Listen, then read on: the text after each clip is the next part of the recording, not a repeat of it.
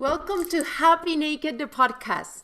This is your host, Dee, and I'm the founder of Dee Health and Fitness, the creator of Naked Fit online program, and the author of Happy Naked, a straightforward 5 cents guide to loving the skin you're in and feeling that energy in every area of your life. I discovered in the last few years that one of my missions in life is to bring to light taboo conversations, the naked truth of all through raw stories that help humanity to elevate the vibration of our planet Earth. And I want to share a little bit of story before we jump into introducing my wonderful guest today. So I had a very conventional relationship, and that's the best thing I knew, right? Who knows? Nobody tells you, right, that there's so many options in the world that you can enjoy.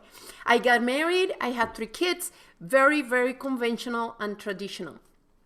It got to a point that I started wondering, there's something else, right? And I want to explore. That is my nature. That's the nature of who I am. And you know, as I was saying in earlier in a different call, I was born a rebel. That's something that nobody can take that away from me. So I asked who's my ex-husband now, I said, let's go to a swinger club. And his reaction was like, so am I not enough for you? Of course, that completely shut me down. I never asked that again, and I don't even know if he remembers this, if he ever listened to this show. And however, what ended up happening is after my divorce, I found a new partner. Okay, so I got in a new relationship.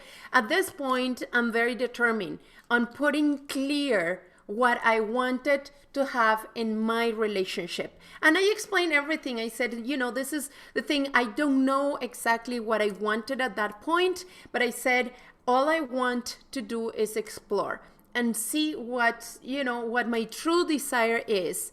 And I was fortunate enough that this guy was very, very open to that.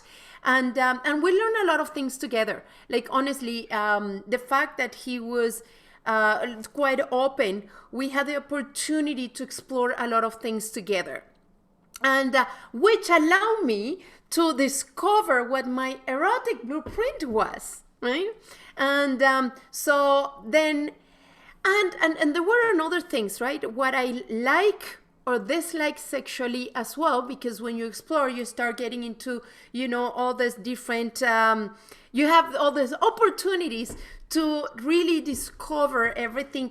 And I'm sure if there is any trauma or anything, also those are opportunities where, if it was something that was hidden, I can definitely see how exploring it can bring all these different traumas that probably you have, in the back of your head, and start figuring out why things are the way they are for you in your life, especially in the intimate relationships.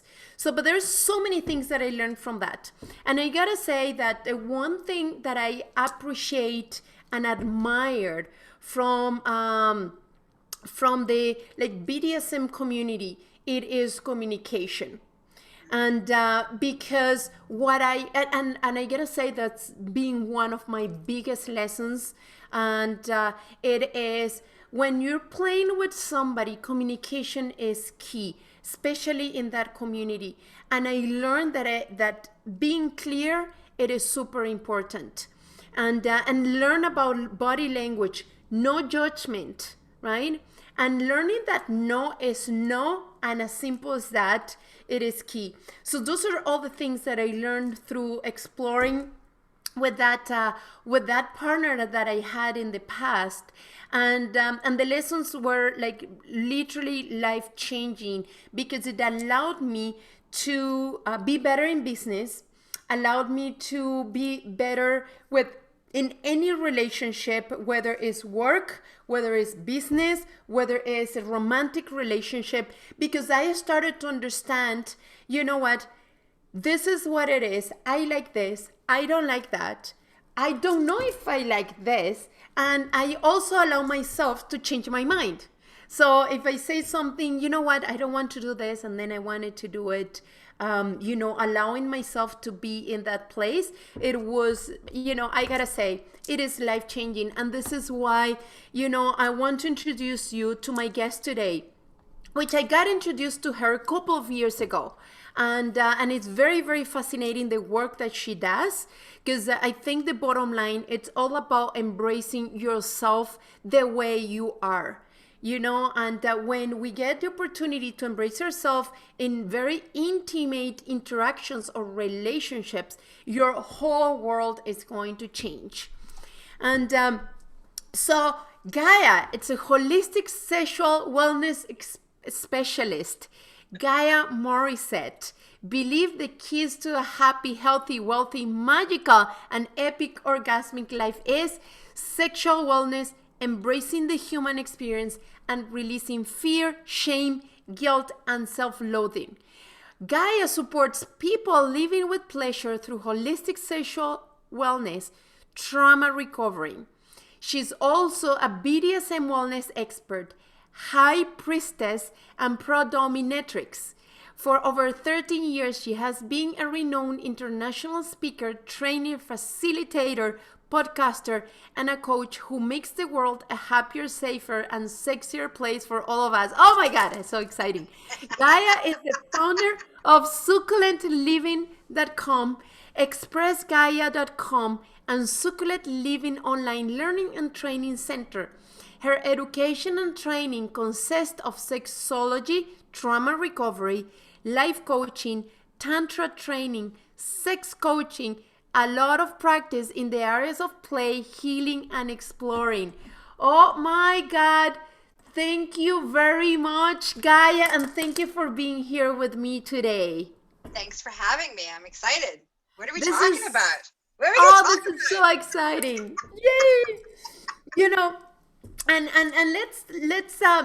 let's ask the simplest question. How did you get in this path? So yes, this is everybody's favorite question. So here's the story. This path chose me. I didn't choose it. When I was about 14, 15 years old, my mother took me to this women's gathering, and I was like, ooh, these women are weird. Where are the boys? I'm like, where are the boys? There's no boys here. These are like crazy, hairy, feminist women. So I was like hiding in the basement, trying to hide from all these women. And this woman in her late 60s, early 70s, like walks into the room and says to me, blurts out, I've never had an orgasm. And typically somebody at that age would be like, oh, why are you telling me this? This is disgusting.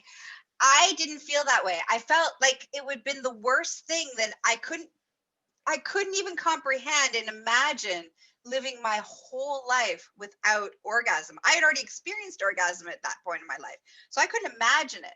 So I remember thinking that was the saddest thing I'd ever heard. And I put my book down and I walked over to her, and she was crying. And I hugged her, and I proceeded to teach her that it wasn't too late and how she could have an orgasm through masturbation. That, at the age of 14, changed my life. That was like when the destiny called and I answered the call, and I didn't know that I was answering the call. That's what that moment was. And after that, no matter where I went, no matter who I hung out with, people talked to me about sex, their relationships, trauma, their deep, dark secrets. I've spent my whole life, my friends, giving up my phone numbers to random people. And so 13 years ago, I finally was like, fine, this is clearly what I meant to do full time. And I stepped in completely full time. Wow. Wow. It is interesting how life presents to you, right? Yes. Yes. It is very, very interesting. And, and thank you for sharing that. And of course, it's a favorite question because definitely it's about understanding where you come from and all that stuff. So, I find myself in many situations in the same place where people ask me all these weird questions, and I'm like, well, stop judging yourself. That's the rule number one, right? So, so you started doing this 13 years ago. How do you start doing all this work with people, there was a specific place where you started doing the work that you're doing today? Well, I owned a pottery and drumming teaching studio. So before I started to do this step in full time, and so in my pottery and drumming studio, people would come, they come to take some pottery, to learn about drumming, learn about creativity, awakening their creativity. And it would started turning into like art therapy for people. And then what was happening, because they were in this really safe space with me, and I had a background in psychology and working with abused women, and that was kind of my educational background, that people started to divulge even more. And so I started teaching workshops and seminars, and there was clay penises and vaginas in my studio, and vaginal weightlifting eggs were starting to be developed and created, and so as I was like building this up, basically having this pottery drumming space, all this other stuff was starting to happen on the side. Like it was just kept like happening on the side. And next thing I'm that I'm studying tantra. And then I'm co-facilitating these, goddess tantra weekends for women. And it just kept happening, and I just kept developing and growing and moving into the position of that place. And then there was this moment where I'm very spiritual, so there was this moment that the universe was like, okay, you're done. I'm like, yes, I'm just getting out of my bath. I was getting out of my bath at the moment. I'm like, you're right, I am done my bath. And the universe is like, don't be a little shit, you're done. It's time for you to close the studio, sell the studio, and step in fully as the high priestess of divine sexual magic and elemental magics and the healer that you are. It's time to step in fully. And so it was basically, I got bitch slapped by the universe. That was like, and I kicked and screamed, actually, to be honest. I didn't want to give up my privilege, my artist privilege. Like I had like this fabulous life of an artist, right? As an artist, society like loved me. I could do anything, wear anything, behave. I could have weird relationships. I could break all of the societal rules. And society were like, oh, that's because you're an artist. And so I had all this beautiful artist privilege and freedom to truly express who I was. But when I gave up that artist privilege and stepped into the role that I am now as a sexual educator and a holistic sexual wellness specialist, society was not okay with that. And I did get actually blacklisted from the community that I orchestrated for 12 years, because people were afraid of sex and sexuality. And if I went from this, wonderful pottery teacher and that we trust our kids and our at-risk youth and all this stuff, to like, oh, she must be a deviant, or she must be a predator, she might be dangerous because she talks about sexuality and she's helping people with sexuality. Wow, wow, wow. Judgment is terrible, right? Yeah. And it's very interesting because people were open to speak to you in the pottery studio. Yep. No problem. No problem. In the moment that you say, you know what, I'm gonna do this and I can help you now openly. So now we can sit up and, without putting that, so that creativity, it's on the side for now. It will show up later. And it is really, really interesting because if we have the tendency to think that in the most recent years there is no judgment and people are more open to their sexuality, or that people are more open to hear the message or the work that someone like you have to share to the world, and we're still judging. It is just crazy. Yeah. So there's a lot of the reason we judge is because we carry shame, and we've been told that who we are as a sexual being. That's why I do the work that I do, is that I believe we're a holistic being, meaning there's a mind, body, and spirit. And in the center of that, who we are as a sexual being. And if we're out of whack as a sexual being, we're out of whack in our mind, body, and spirit. And so But we've been told that sexuality part, the sexuality, the essence of who we are, is bad and dirty and wrong, and that we're supposed to feel bad, dirty, and shame for it. So when people react and lash out, and like they're coming from this like reactive space of judgment, it's because internally they're carrying all of this shame and the fear that if anybody knew that they had these feelings, these thoughts that are completely natural, completely normal, there's nothing wrong with them, then they wouldn't have that place of judgment. So that's really where that place of judgment always comes from, is our own internal fear and shame and guilt and self-loathing.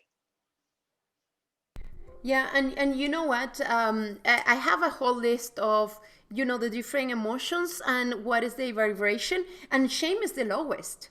Like shame, guilt, fear, they're on the bottom of the lowest vibration.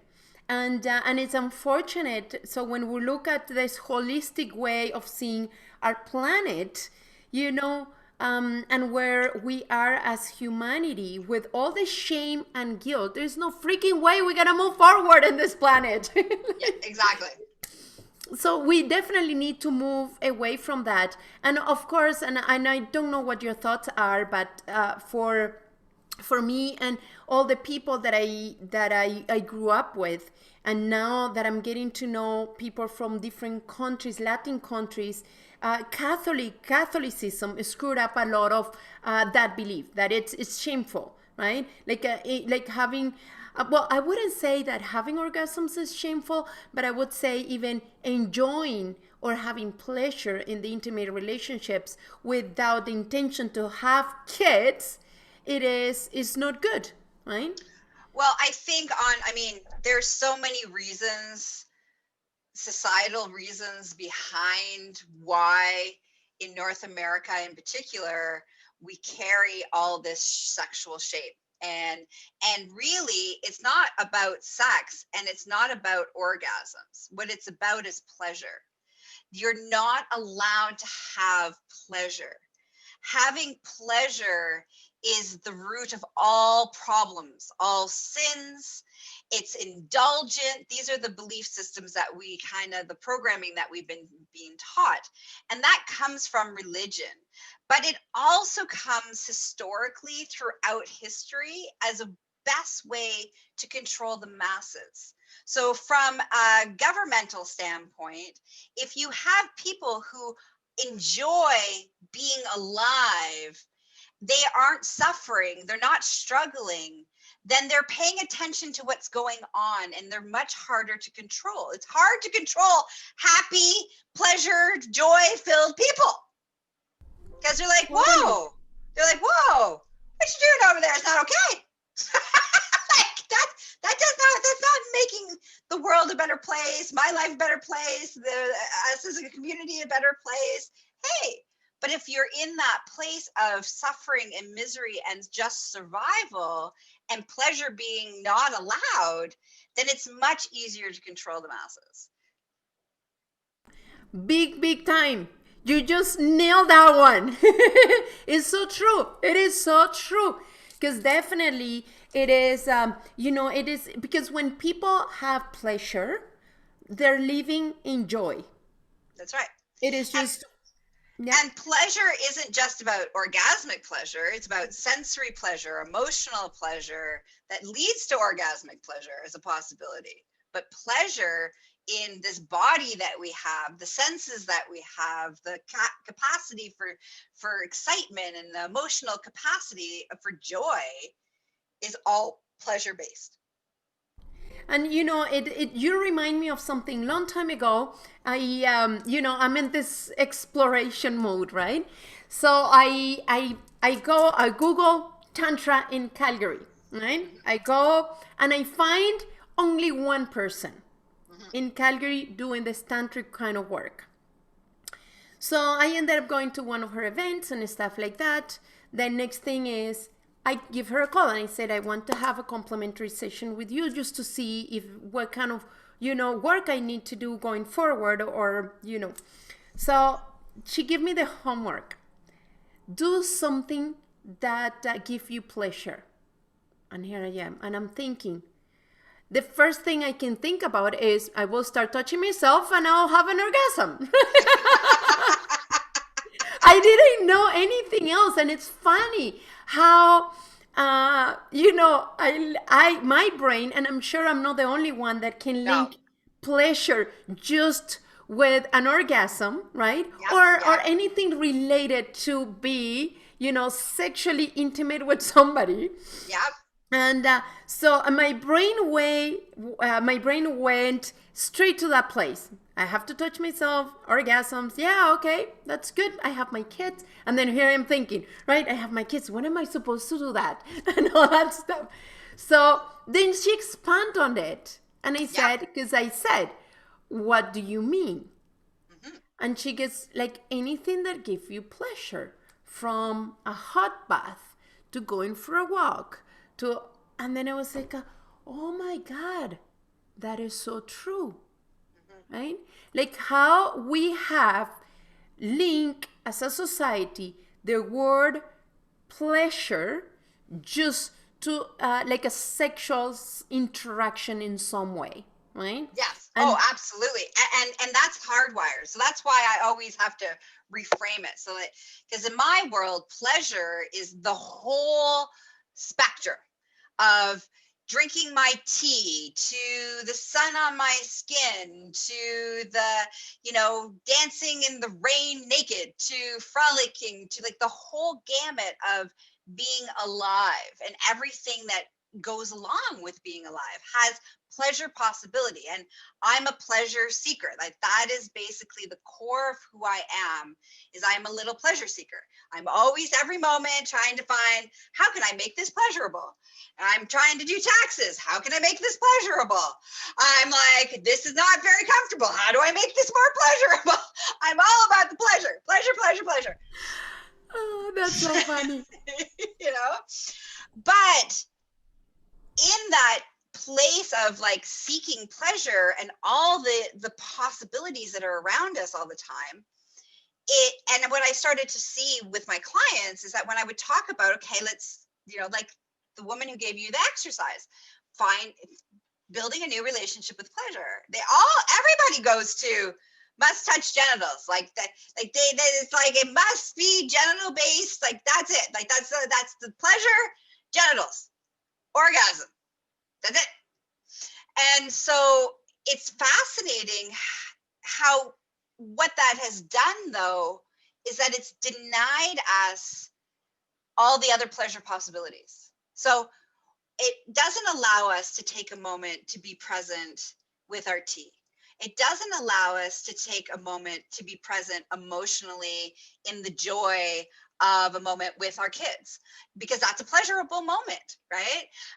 It doesn't allow us, so it denies us and disconnects us from all of the possible pleasure moments of why we're alive and why we're in this human form and the benefits of it. And so part of that hardwiring of pleasure being attached solely to the genitals makes it also not appropriate to have all day long anywhere in your world. Totally. And you know what, it is so true, because then we just I think this can be a good word, stigmatize pleasure, because it's only have to happen in a certain moment in your day or in your life, and that's it, right? So that's honestly very, very interesting. And I'm gonna link like the word pleasure to something that I understand. I know also that a lot of people, going back to judgment, it is as a society, a lot of people cannot understand how like being part of the BDSM community, it's linked to pleasure. Mm-hmm.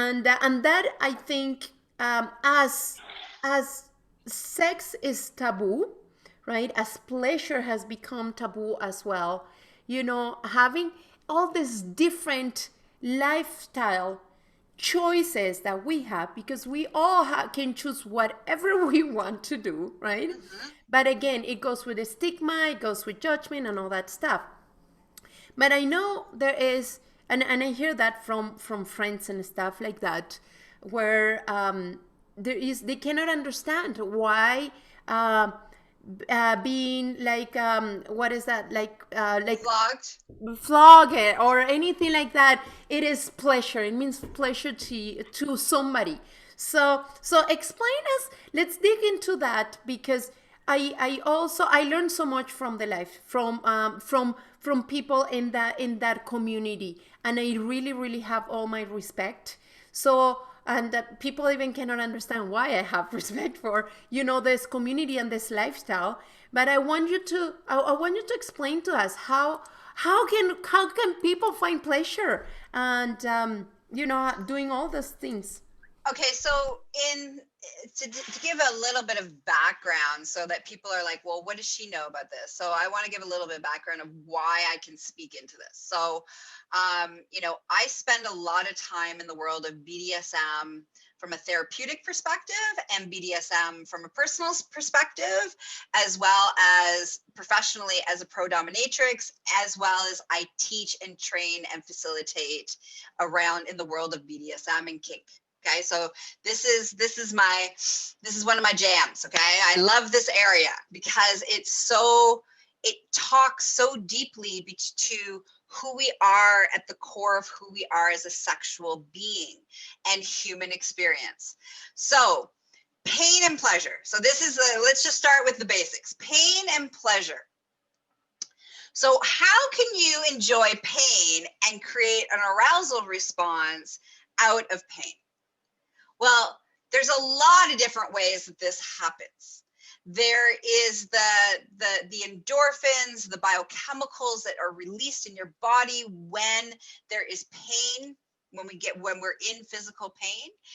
And if you do the right sensory balance between, it's like the right concoction of chemicals that our bodies produce. So if you can go between pain and pleasure.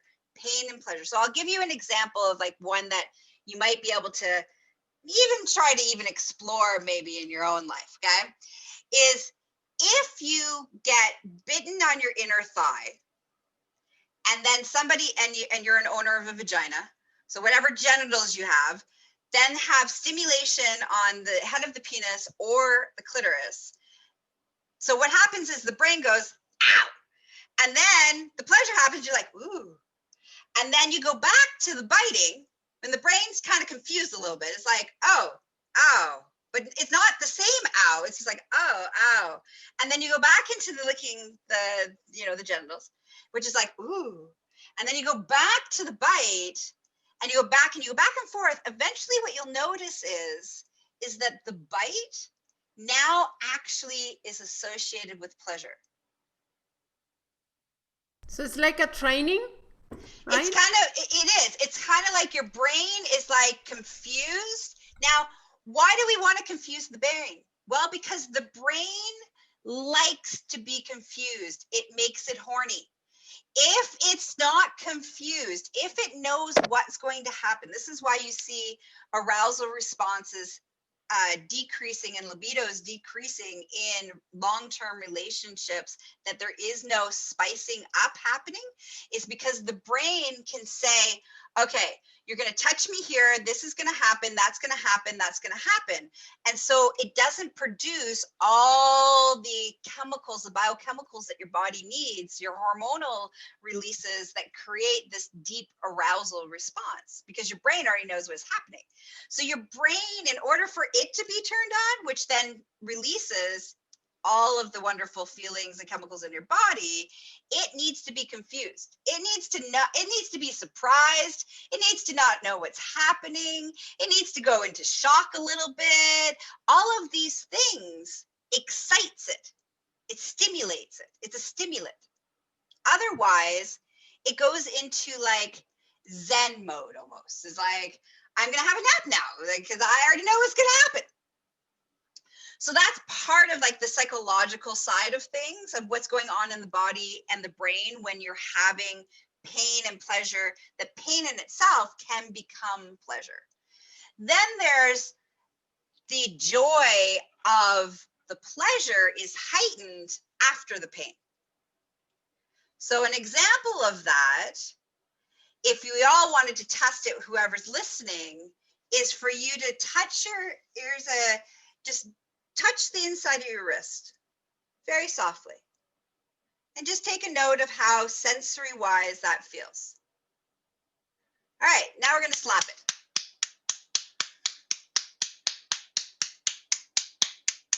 Okay, now you're going to touch it.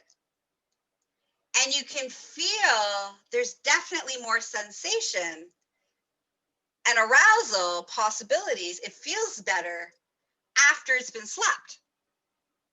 So there's our nerve endings become awake and alive through impact play. That's one thing that's happening. But the other thing is that because it kind of hurt a little bit, the good feels even better. And so that's another part of the reason behind why the body is like, oh, you know what? Ow! Oh, but then it's going to feel so good afterwards. So, okay, I'll take the moment of ow to the because I know that the stimulation after the little sting is going to be so much better than before the sting existed. And you know what? It is so funny because I also think that I had a conversation long ago with this person that I know, and she said that she wants to, you know, like become like kinky or explore the kinky world and all that stuff. And I said, why? Right? I was curious to see what were like her actual intentions. And she said to me, well, I just want to grab a man. I just want to like flog or slap or do whatever. I said, well, let's stop you right there. Because just by you saying the way how you're saying it, you're releasing your anger that you have on this man, right? Like this other man that is not the one that you have in the experience. You're releasing that anger on somebody that have nothing to do about what other people have done to you, and that is wrong, because that's not what this is for. No. And there has to be a lot of, you know, consent, communication. So there's a whole science behind it, and how you're gonna make this a very pleasurable experience. After I explain all this, she goes, oh, I'm not interested anymore. Yes, because there's a difference between, okay, so now we're talking about power exchange, right? So the last part was the understanding why the brain and the body wants pain and pleasure, and what's that about? So on the psychological side of things, of the power exchange, is where somebody is being submissive and somebody is being dominant. But this is not to be confused with somebody being abuser and somebody being a victim. Okay, so those are two different things. In the world of BDSM and kink, in a healthy dynamic, because this doesn't always happen in the community, so it's important that you do your due diligence.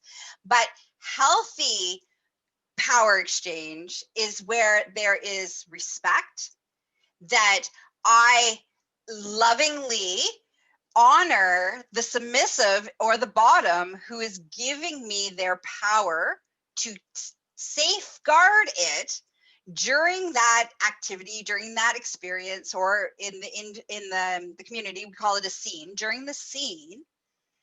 And my job as the dominant in that place is to come from that place of respect, admiration, and to nurture and take care of the submissive in that space. And after we're done the scene, it's my job as the dominant to make sure they are emotionally, physically, psychologically, and spiritually okay. Now, what gets to happen as a byproduct of all of me taking care of, or the dominant taking care of all these things, is I get to allow my sadist self out, meaning which has all been consensually agreed upon and negotiated and all that kind of stuff. I get to let out the part of me that is darker and not so nice and maybe kind of mean and enjoys creating discomfort for people and all of the things. But it's all in the framework of a healthy interaction and healthy respect. And the boundaries and the hard limits and the all the protocols that need to be in place to make sure that it's not abusive. So number one rule is, if you are angry, you never hit. You never spank out of anger. You never hit out of anger. You never dom out of anger. You are never, if you are even slightly annoyed, you are not allowed, or I wouldn't say allowed, I don't recommend it, because if you do step into that role of dominance from a place of anger, frustration, or irritation, you will become abusive, not from a place of love. I love it. I love it. And you know what? I really, really appreciate everything that you're saying, because it is about having an understanding of how this works. Because I'm sure there's a lot of people that have those kinky thoughts, and they might be afraid, whether because they become the victim or the abuser. And I love what you're sharing, because I think that's a foundation. To me, that was, the biggest learning. It is that, and that's a foundation, and that definitely, and I keep saying this, that is applicable to every single area of life. Yes. Right? Yes. It is, once we learn that as a basics of being in a relationship, whether it's with one or multiple people, then we get to experience and have more pleasure in life in general, because we start understanding, we start being more respectful, we start, we stop judgment, we're able to even identify when pain from other people, it is good or not good. So you're able to become even more sensitive around what happens around you. So I really, really love it, and I appreciate that. So what do you think, before I jump into another topic that I want to talk to you about, it is, for people that are in that self-judgment place, where they have those kinky thoughts, or they want to explore even, because for me, I do not know until I try it. I can have the thought, right? Then I'll try it, and then I said, okay, I like it or I don't like it, right? Or, so what do you think will be that place to start, or get themselves exploring something? So I'm a firm believer that the best way to start is in your own fantasy, in your own brain, in your own space, so that as you are allowing yourself to play out whatever it is, whatever kink it is, because there's important to understand that kink, my definition of kink in BDSM is anything that is not vanilla. And vanilla is basically missionary position, doing it in the dark. So being blindfolded, doing it with the lights on, slight bondage, food play. Like there's mild to like extremes where you're hanging from the chandeliers. Like in the world of BDSM and kink, it's a huge, huge gamut of possibilities of sexual exploration. Okay. So to start, we have to let go of our own shame and our own guilt about the fact that we get turned on by, in our own perspective, weird shit. Okay, so that's usually what we think. We're like, oh my God, I am a weirdo and a freak, that turns me on. There's something wrong with me. Okay, so that's usually the thought process that most of us have been taught. And so the first stage before you actually go out and do stuff is to start to play within your own fantasies and to say, There's nothing wrong with what I desire. Start with the releasing of the shame, self-acceptance.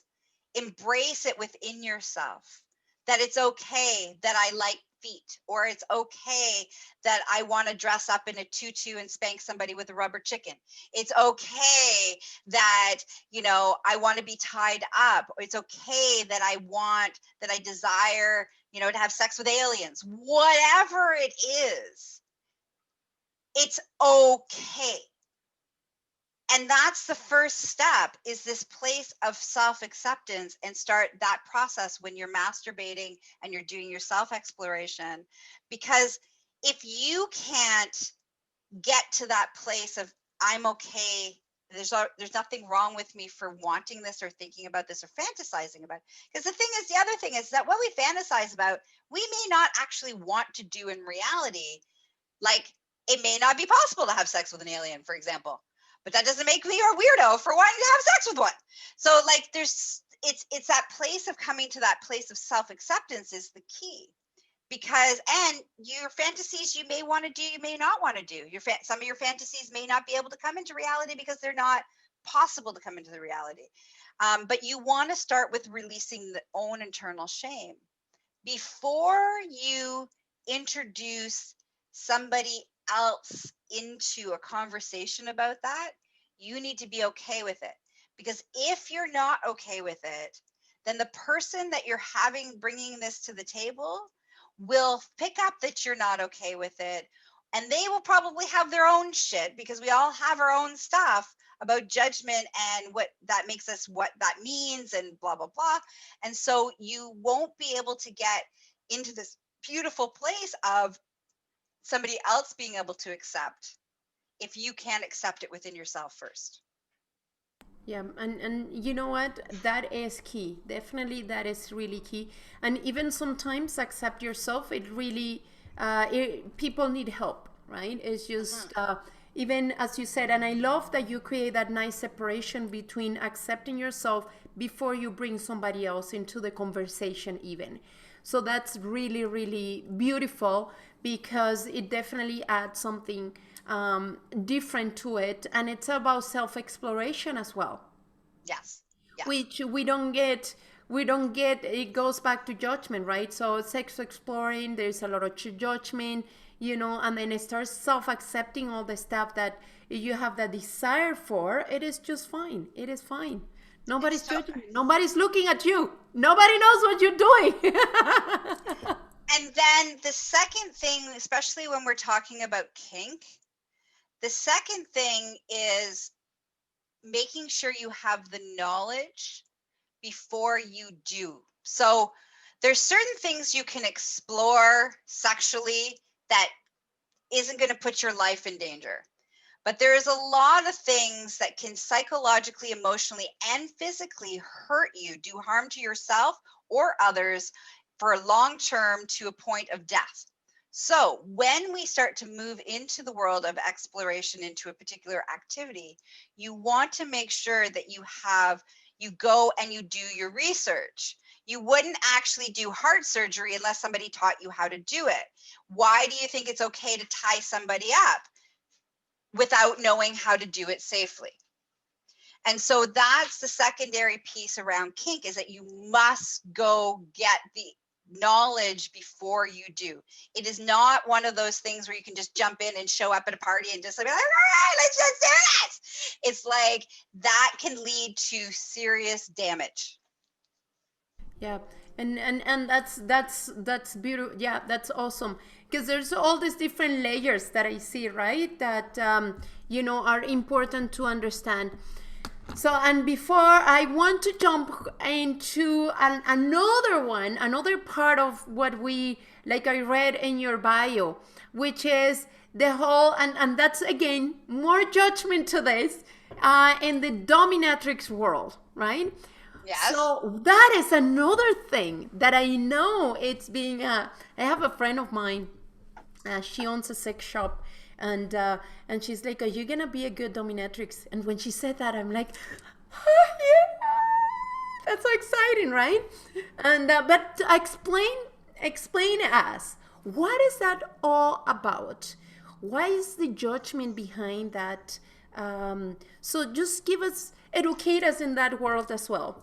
Okay, so the first thing is that being a pro-dominatrix, people lump in as sex work. So basically, the judgment that's attached to sex workers, escorts, prostitutes, um, erotic masseurs that have happy endings. Like, there's anything in that sex porn industry, strippers, anything that's in the world of sex workers. That's the first piece of judgment that goes in there. Is that there's this thing that you're having sex for money, which makes you awful as a human being. So that's the first layer of judgment around that. The second thing is that there is different layers of pro-dominatrix. There's lots of people who identify as a pro-dom, but really aren't a pro-dominatrix and more an escort with a whip, which is fine. There's nothing wrong with being an escort with a whip, but there's a difference between those two worlds, which is the dominatrix side of things is doing the power exchange, doing the depending on what the kinks are, exploring those activities. There's typically no sexual interactions like our typical penis vagina interaction kind of stuff going on. But that doesn't mean that there's not sexual arousal response, because the person who's receiving it is getting off in their arousal response. And a good pro-dominatrix loves what they're doing, so they're getting turned on and they're getting off too. I mean, so that's a good indicator that everybody is in line with why they're showing up and what they're doing and what they're offering and things like that, if people are enjoying themselves. So it kind of, I think those are the big pieces around the judgment piece. I think is biggest about sex and money exchange and what kind of people, charge money to give sexual experiences to somebody. And then the secondary judgment is what's wrong with you that you can't get it for free? Why are you paying for it? So I think those are the layers and the areas of the judgments. Yeah, and I also have heard where why do you pay for for pain, right? But I think and you give us a good understanding, right, and how the brain works and all these different things. So I hope people start understanding how we have been you have been explaining us about all these little bits and pieces that play a role in this lifestyle. Well, and I think the biggest one of why people pay for pro-dominatrix, because the pro-dominatrix is there's a money exchange versus a dom sub experience where there isn't a money exchange. So you have the same kind of dynamics and the same consent. Well, you're supposed to have the same consent, and if everybody is healthy and ethical about it, that's what's happening. But what ends up happening is there's another layer in the experience where somebody may not have fully embraced who they are and come to this place of self-acceptance, and they're in the closet and they're carrying a lot of shame about it. And so, but yet they have this desire and this need of who they are, to surrender, to let go of control, to service, to, it may be for the pain, it may be for the power exchange of letting go of control, because that's a big piece of the surrendering. When you're in that place of, it's called subspace, where the submissive, which is the bottom, is receiving and allowing and completely given over all of their power, everything over. There's this stillness and this quiet. It's the same space that people get to when they meditate. So it's the exact same space. Now, how you get to that Zen, everything's still, I'm in the void and quiet, is different. You can do it through meditation, you can do it through tantra, you can do it through BDSM, you can do it through impact pay in BDSM. Like there's many ways that we can get there. You can do it from extreme exercise, like all of those things, you can get to that. But that's the goal that the submissive is craving. And that's the reason why they're there. And to pay for it, because you don't have it in your life for many different reasons, whether it's because they're not self-acceptance, because there's no one in your life that you trust to be able to do that with, that somebody doesn't know how to do that. So plus, if you're like a high business, high control power person in the world, you need to surrender and to go to that space to be balanced. So giving that up once a month, once every 6 months, once a year, so that you can get your kind of fix of like surrender, is a powerful, powerful thing of self-acceptance and important part of your well-being. And that's beautiful. I like how you put together, like, just to get balance, right? Because we're also, and that's gonna lead me to my next question, because I find we're living in a very masculine control power world, right? And as you said, like, you're in this position, somebody's in this position that is constantly about power, and then executing action, taking constantly, and then moving to create balance to the surrender place. It is beautiful. Like, it is just it's amazing, because we need balance anyway, right? Yeah, and the same thing too, like when clients come see me, I always love, clients who are submissive in life, that haven't found their voice. The best thing I can have them do is to learn how to become a dom, to awaken, to find their voice, to take power, to take control, to hold space for somebody else, and take all, because there's a lot of responsibility in the holding space of being a dom. And if you spend your life in this very submissive role, you're not in that space. And so BDSM is a great way to put on the other hat, to explore and to gain that skill set. If you're an uber control freak and a leader and totally always in charge, learning how to feel safe in a place of surrender allows you to then balance you out, so that you're not a control freak, that you become a really good leader, but not from a place of control, but from a place of leadership. And so BDSM is one of the best ways in which we can balance out and explore and strengthen our skill sets in the areas that are not our nature. And it's so true, right? It is so true. And but here's the thing. I interviewed this lady. She's in California, and she's all about divine sexuality. And I find, and you told me, like, because that's my perception. What I find is dominatrix, BDSM, kink, all this different lifestyles in that sense are very masculine in some ways. It have this masculine energy.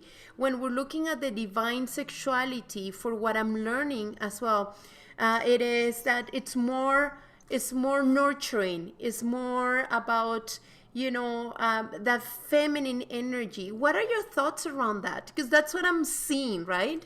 I disagree with that, actually. Okay. So I look at sexuality as there are different intensities and different frequencies. Okay. So there's different sexual frequencies, not necessarily masculine or feminine, but more about what are the sensations of the frequencies.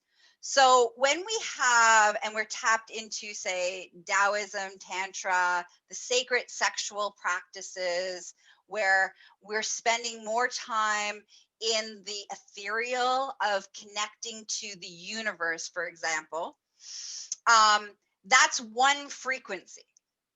And when we're in the primal, which is BDSM is the primal, raw, real, animalistic frequency of human sexuality. And again, I'm going to talk about balance and harmony.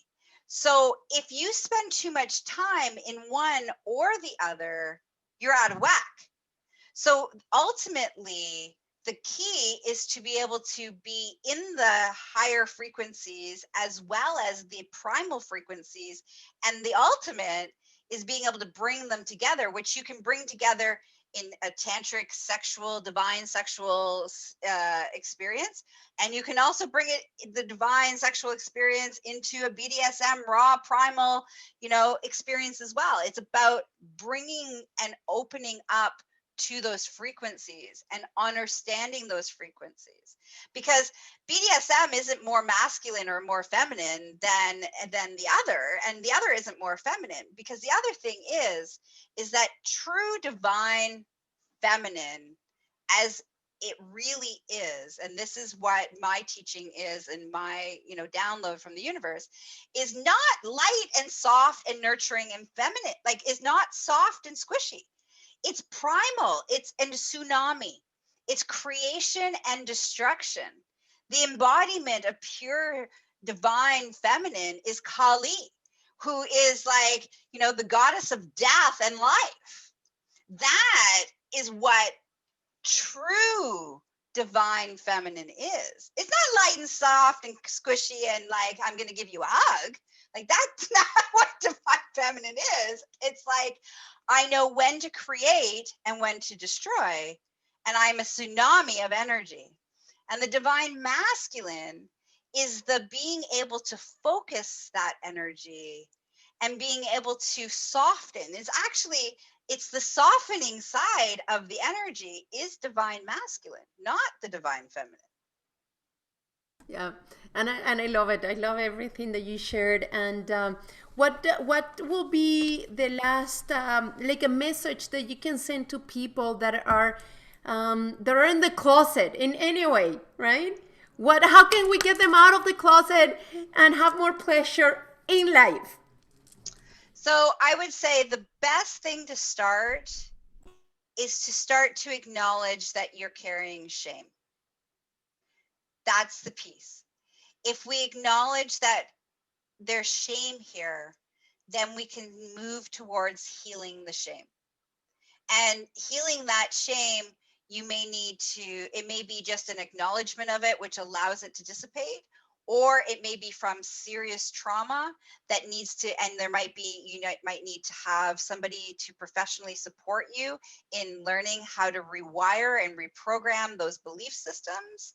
But the first piece is, before we can say yes to pleasure, we have to acknowledge that we have shame about pleasure in the first place. Wow, that is powerful. That is definitely powerful. And I want to say, well, thank you very much for saying yes to this. And I also want to make sure that if you want to know more about Gaia, go GaiaMorrissette.com. I will put that in the description as well, so you know where to find her. And I'm sure there's so many things. She is a gifted individual in many areas, and I think we could explore a little bit of all these different areas that she is gifted at, and in this interview today. If you want to know more about me, please make sure that you follow me on Instagram and under D Mago Happy Naked. You can also find me on Facebook under Happy Naked, or also on the fitness side of things, Naked Fit. It is 100% health and fitness, and you can go to my website nakedfit.online/home, and you can find all the information on what it's all the fitness part it's all about. And you can also find my book on Amazon, Happy Naked. And so thank you very much, and please just go connect with Gaia. She is a wonderful, gifted individual, and I hope you could see this through this interview, and what is the your potential that you can get by working with somebody that's gifted and explore in all these different levels. So thank you very much, Gaia, for saying yes to this. And you know what? Let's keep spreading the word. Let's keep bringing more light to this world, more pleasure, more joy. And I want to close this by saying few words because it is pleasure. I was taking notes as we were talking, and I want you guys, everybody, to think about this: pleasure, joy, self-acceptance, self-exploration. Educate yourself and do your research, right? Surrender. I think the learning to surrender is one of the toughest things that we can all learn, and it's very rewarding when we get to that place. And I love what she says about sexual frequencies. That is very, very interesting. As I said, she spoke about so many different things that I personally find it very enlightening. And so please connect with Gaia because she is a wonderful human being. So thank you very much, Gaia. Thank you for having me. This was an awesome chat.